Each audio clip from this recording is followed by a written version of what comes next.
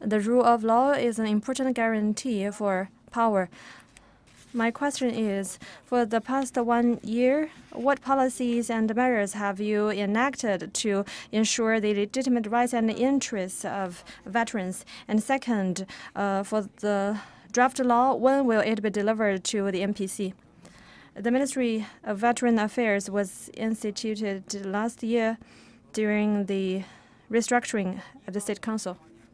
According to arrangements from the central government and instruction from the president, our top priority is to have an efficient operation mechanism. And to have a legislative mechanism is an important guarantee for our operation and normal work. So legislative work is an important part of our day-to-day work. And we will have a long-term view in drafting the law on veterans.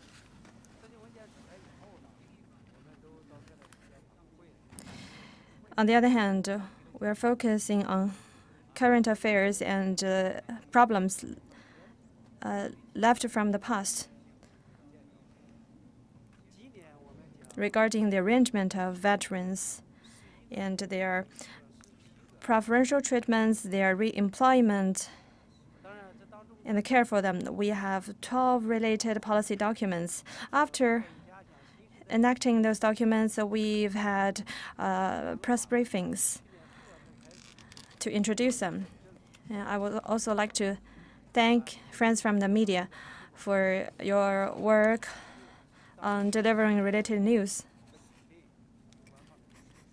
We'll have 17 policy documents and 11 laws and regulations. And the most important one is a law on ensuring the preferential treatments to veterans. Ever since last April, we've been having fact-finding trips and drafts and comment-seeking procedures with relevant authorities under the State Council. Now, we have basically reached a consensus on the draft and are preparing to submit the draft to the NPC. If everything goes as planned, in the next half of this year, it will reach the NPC. And a set of supporting regulations are also underway. It is our plan to finish them by end of this year.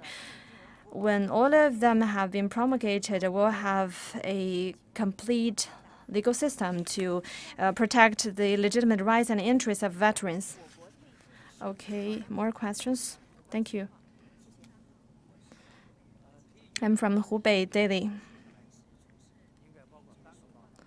I work on the report of Veteran Affairs, so I have two questions. First, in our reports, we noted that China's veteran service system still has many inadequacies. So what is your view on this? Second, would you please introduce China's veteran affair system?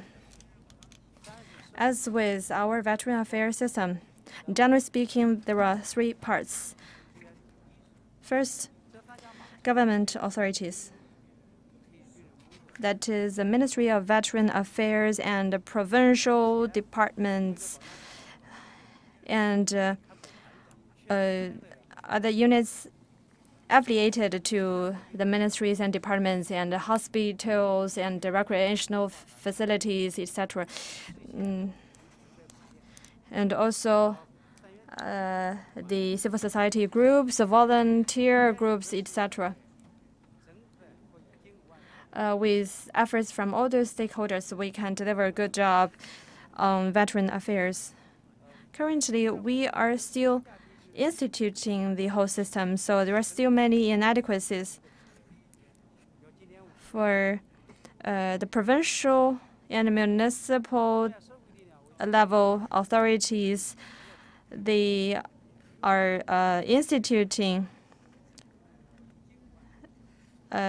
the system. Well, for county level and lower level authorities, they haven't finished related work. We have already established a National Center for Veterinary Affairs, and by May this year, provincial centers will also be set up. We have been carrying out studies mobilizing social forces in veteran affairs. Establishing the National Center on Veteran Affairs is in line with requirements from the central government and instructions from President Xi Jinping. We'll have such service centers at 6 levels and also service stations at villages. So it means an all-encompassing system for veterans. All those units will have funding and staff and everything guaranteed. And we're doing this to provide better service to veterans.